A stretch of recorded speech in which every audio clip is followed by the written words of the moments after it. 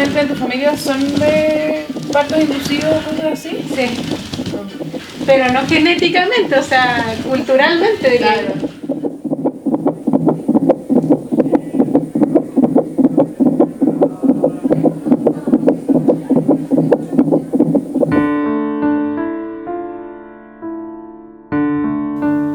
Estábamos llenos de emociones, así como lo que se nos venía por delante.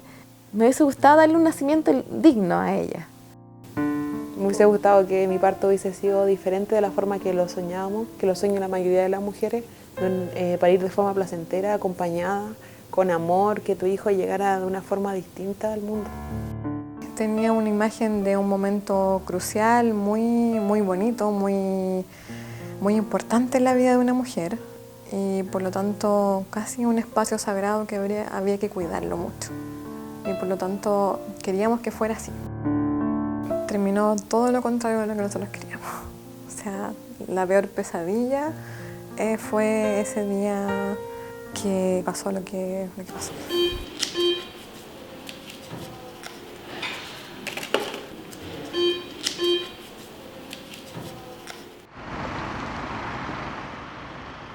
He visto lágrimas, he visto risas. Soy un testigo, un espectador constante del acto más natural y puro de la mujer.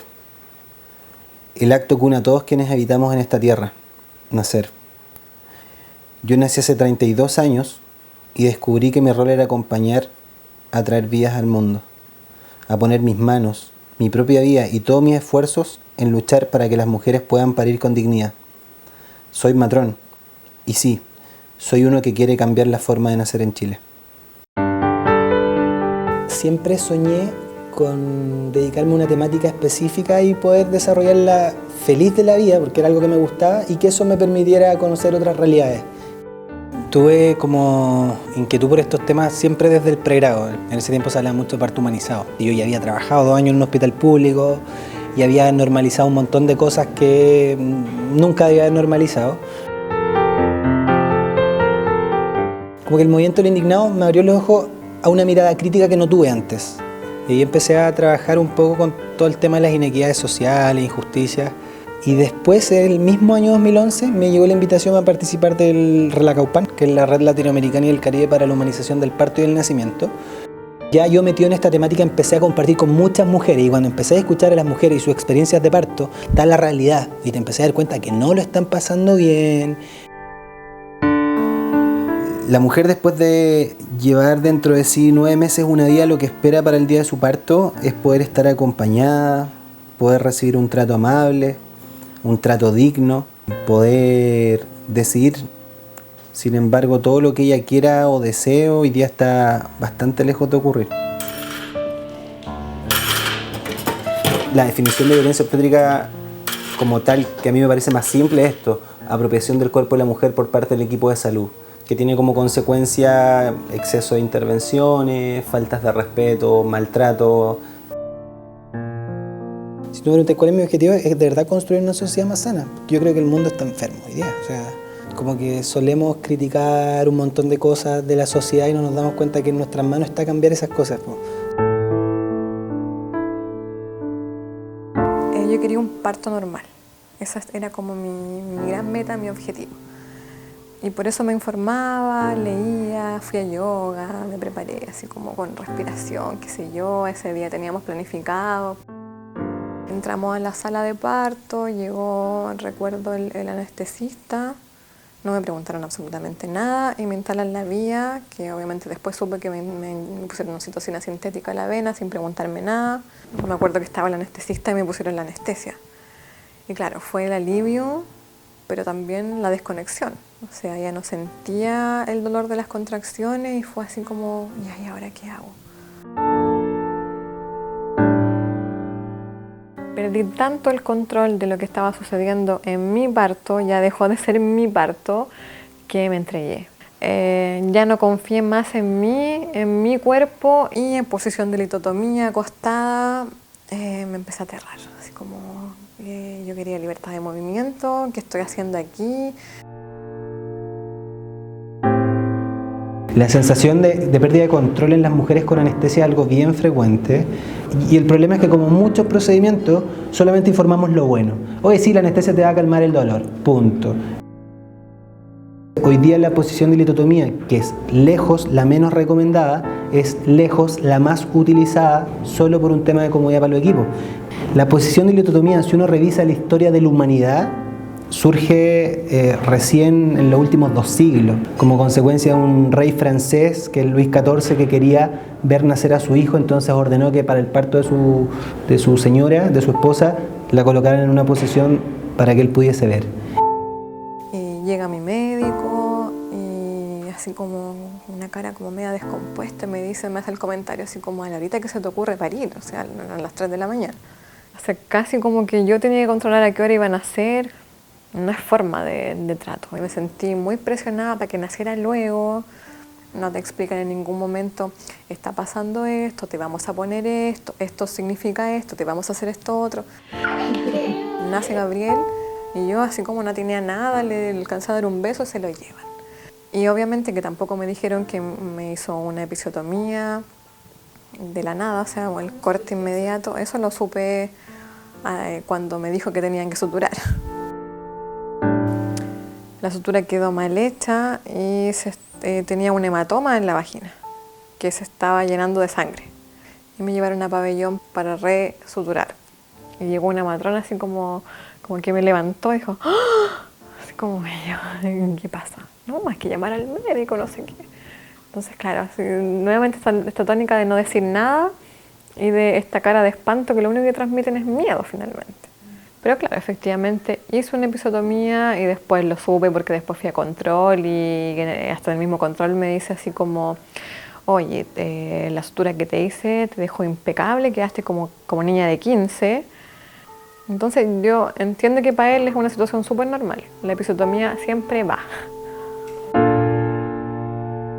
La episiotomía es una incisión que se le realiza en los genitales a la mujer, en su periné, con una tijera para facilitar la salida. Es un procedimiento que, como varios otros, se realiza mucho más de la cuenta, mucho más de lo que se debería.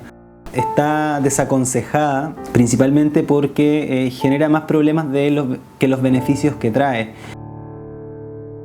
Bueno, en términos físicos, mucho dolor. Estuve meses sin poder sentarme. En términos de mi vida sexual, pudimos retomar después de 6-7 meses porque era un dolor impresionante. Aparte del trauma físico y el trauma psíquico que tiene que ver con esa episiotomía. Cuando quedé embarazada de nuevo, lo primero que se me puso en la mente, o sea, yo no vuelvo a una clínica. Después de que las mujeres sufren violencia obstétrica, creo que las consecuencias como más nefastas son con la desconfianza que queda del sistema en general, o sea, desconfía de todos. Porque nos vamos a enfrentar en una futura gestación a mujeres que ya vienen con malas experiencias, que nos van a creer la mitad de lo que les vamos a decir, porque en verdad de los 10 procedimientos que recibieron en la gestación pasada, la mitad solamente eran necesarios. Entonces, otra consecuencia de la violencia obstétrica es obviamente el trauma que esto le genera a la mujer. Tenía una expectativa muy distinta. Cuando ocurre todo lo contrario, o sea, la expectativa, la realidad, se fue todo a las pailas, en definitiva. Y que efectivamente yo, que sentía o creía que estaba muy informada, igual hicieron lo que quisieron.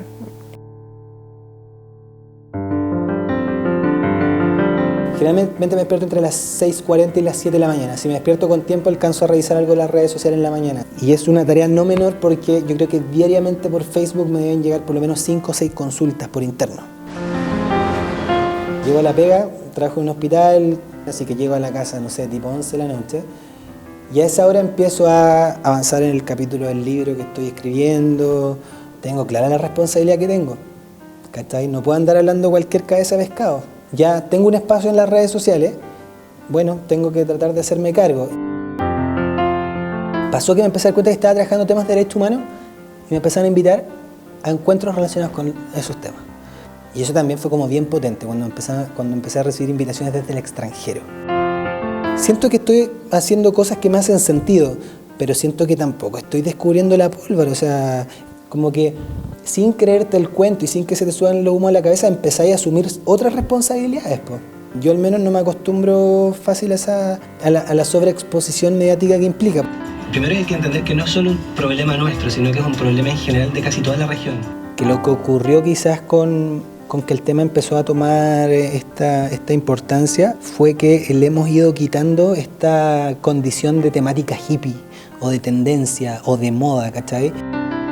La ciencia, la misma ciencia hoy día nos ha podido ir diciendo esto no es una moda, lo dice la OMS del año 85, las revistas médicas más prestigiosas. Todas las publicaciones en torno al nacimiento de hace 2 décadas nos vienen apuntando y vienen diciéndole a los estados que hagan los esfuerzos para promover modelos personalizados y respetuosos de atención del parto, porque tú te metías al sistema y no te das cuenta de todas las intervenciones de más que la mujer no necesita, que el hijo no necesita y que tú estás utilizando todos los días y a cada rato.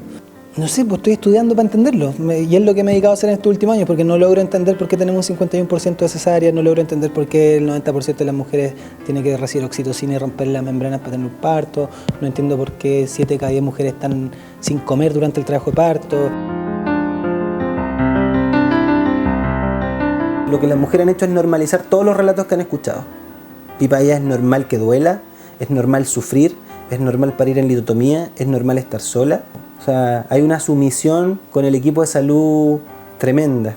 Los equipos de salud también tienen tremendamente normalizado todo esto y ejercen todas estas prácticas con un nivel de inconsciencia, pero te juro que preocupa. La mayoría de las mujeres que me rodeaban habían sufrido partos violentos.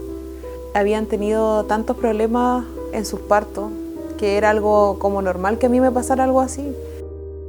Nos sentíamos súper preparados para ese momento porque no habíamos tenido ningún tipo de problema. Y llegamos a este ginecólogo. A los 7 meses, cuando yo me comencé a atender con él, me dice que ya yo voy a tener cesárea, porque mi hijo era muy grande. Además, como el doctor nos metía tanto miedo de que mi hijo era grande y yo no iba a poder parir, prácticamente nos íbamos a morir los dos en el parto.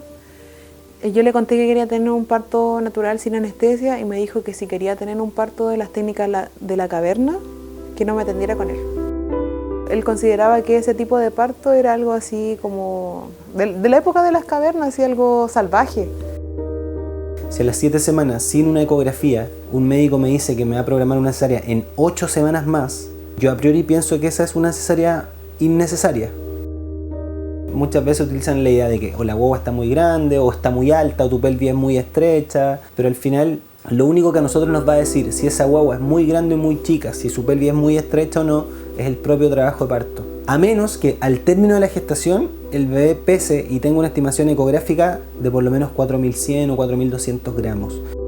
Uno lo que sí podría decirle, mira, si tu guagua sigue creciendo a esta velocidad, es probable que en algún momento de la gestación tengamos que interrumpir el embarazo.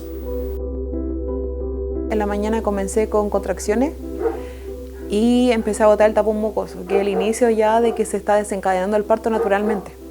Se lo comenté a mi pareja y los dos estábamos súper felices porque dijimos ya no vamos a llegar a la cesárea y todo. Pero al llegar a la clínica como que no le interesó nada y seguíamos de nuevo solo ahí con que teníamos que seguir en la cesárea. Como que todo se derrumbó. Y después ya cuando me entraron a pabellón me dicen que me tengo que sentar y quedarme tranquila, pero no me dicen por qué. Después siento que alguien me está haciendo como un masaje en la columna y era para inyectarme la anestesia.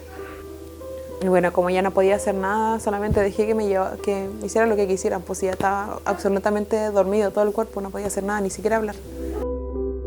Me acuerdo que ya está el doctor trabajando y llegan más personas, se pone alrededor mío.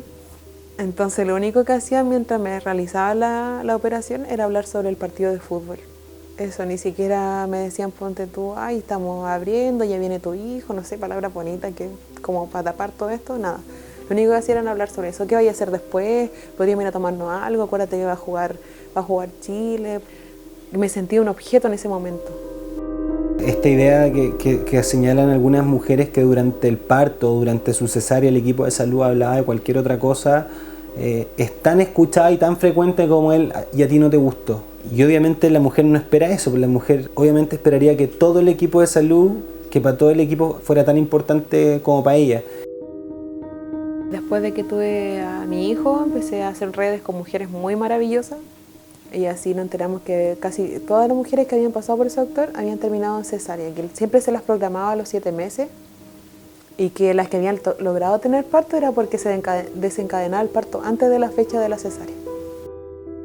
Sí, yo siento que robaron mi parto al programarme una cesárea que yo no necesitaba. La cesárea para mí definitivamente es lo peor que me ha pasado en la vida. Una de las experiencias más traumáticas y horribles que he vivido.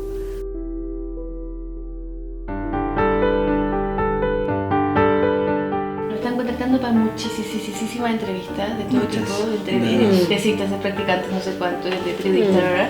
Y que siempre se cruzan, o sea, nos contactan por separado y estamos dando muchas veces. Hablé con la Pilar, que era una antropóloga que en ese minuto estaba haciendo algunas clases en la universidad.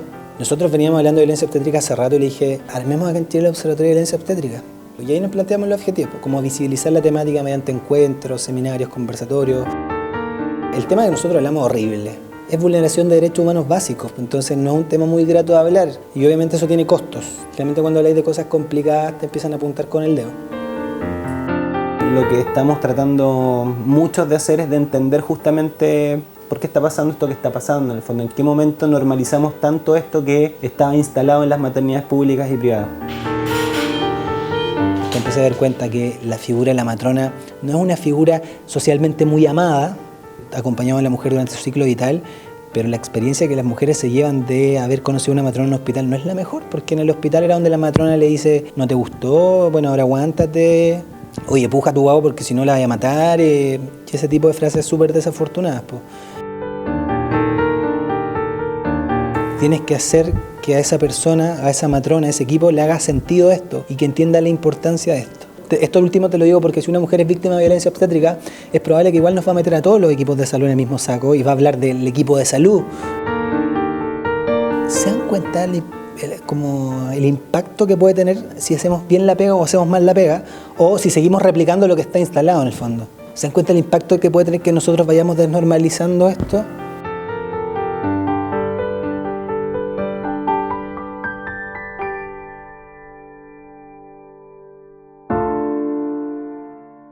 El embarazo fue normal, mis controles normales. Yo me había ido con muchos conceptos, que no grites, no digas, quédate callada porque te van a tratar mal. El doctor le dice a una doctora, le dice, bueno ya, hoy día es tu prueba de fuego, así le dijo, vas a ser tú la que va a inducir y coloquémosle el Propex. A mí nunca me dijeron, ¿sabe qué señora? Vamos a inducir el parto, le vamos a colocar tal cosa, administrar tal medicamento, tal inducción, nada. Entonces, entre los practicantes empezaron a sobarse las manos como diciendo, no, yo voy a tactar, no, mejor tacta tú. Entonces me tactó uno, me tactó dos, me tactó tres. Abrieron la cajita y todo esto del Propex y me puse esta inducción. Inducir un parto significa que hay que interrumpir una gestación por alguna causa materno-fetal. Y para eso está la oxitocina, el misoprostol y el Propes. El Propes es un medicamento que se utiliza para inducir el parto. Es una especie como de tampón y que empieza a soltar una hormona que debiese empezar a provocar cambios locales en el cuello del útero. Llegamos a preparto y espontáneamente se me vino el Propex. Y le dije a él, ¿sabes qué? Dile a la matrona que se me salió. Vino, te puso unos guantes. Entonces yo la vi cuando ella tomó esa inducción en la mano y estaba llena de sangre. Y yo le dije, ¿y me lo va a volver a inducir? Porque eso está con sangre, le dije así. ¿En alguna infección, algo por mi guagua? ¿Y usted qué sabe? Me dijo, ¿usted es doctora? Usted no sabe, me dijo, quédese callada nomás. Y yo me quedé callada y me volvió a inducir. Cualquier objeto que esté en vagina y salga, no debiésemos volver a introducirlo porque lo que estamos haciendo es introducir a la vagina bacterias que no son propias de la vagina. Entonces, el problema no son las intervenciones, el problema es cómo se está usando. ¿Se está usando mal, bien, cuando corresponde o siempre? Pasó un buen rato y se me volvió a salir. Por segunda vez. La tercera vez que a mí se me salió, ya dijeron no más. Sacaron el Propex, lo tiraron, pero nunca me daban información de nada. Y en una de esas, yo le digo, ¿sabes qué? Me duele mucho. Le tomo el brazo y le digo, me duele mucho. Una cesárea, no sé, le dije, pero es que yo tampoco lo siento, mi guagua. Ah, señora, me dijo así. ¿No le gustó ponerle bueno? Ya, pues ahora aguante. Le pregunté a la matrona, le dije si corría algún riesgo la guagua, al no saber ellos si estaba vivo o no, y no me respondía. Ah, me hizo así, y se dio media vuelta a alistar el enema que me iban a colocar. Donde ella me introduce eso, yo le ensucio todo. Le ensucié todo. Ay, me dijo, mira lo que me has hecho, y me da un golpe en la nalga. Me da un golpe fuerte en la nalga. Y me dijo, ya ahora siéntese en la camilla, ya vamos. Si dicen algo así, se lo puse y no pasó nada. Uno de los problemas de analizar casos de violencia obstétrica es que efectivamente hay algunos que resultan bien subjetivos, porque tampoco queda registrado en la ficha, que son todas las vulneraciones que caen dentro de la categoría de maltrato y falta de respeto. Como sistema de salud somos los principales responsables. La gran mayoría de los reclamos que hoy día recibimos en los hospitales es por falta de información. Porque hicimos tal cosa y no contamos por qué, o porque hicimos tal cosa y no dijimos cuál era la consecuencia que iba a traer. Llega la matrona y me dijo, el bebé nació con complicaciones, no sé qué pasó, parece que se asfixió. Después lo vamos a ver porque ahora se fue y lo están revisando. La asfixia fue muy severa y le dañó el 90% de su cerebro. Y iban pasando los meses, el Daniel iba creciendo, pero el Daniel no tenía ningún avance. Daniel fallece, yo no estaba en el hospital. Nos fuimos lo más rápido que pudimos con mi hermana. Subí, ya Daniel ya lo tenían desconectado. Yo tenía rabia, tenía pena, tenía todo. Eran muchos sentimientos encontrados.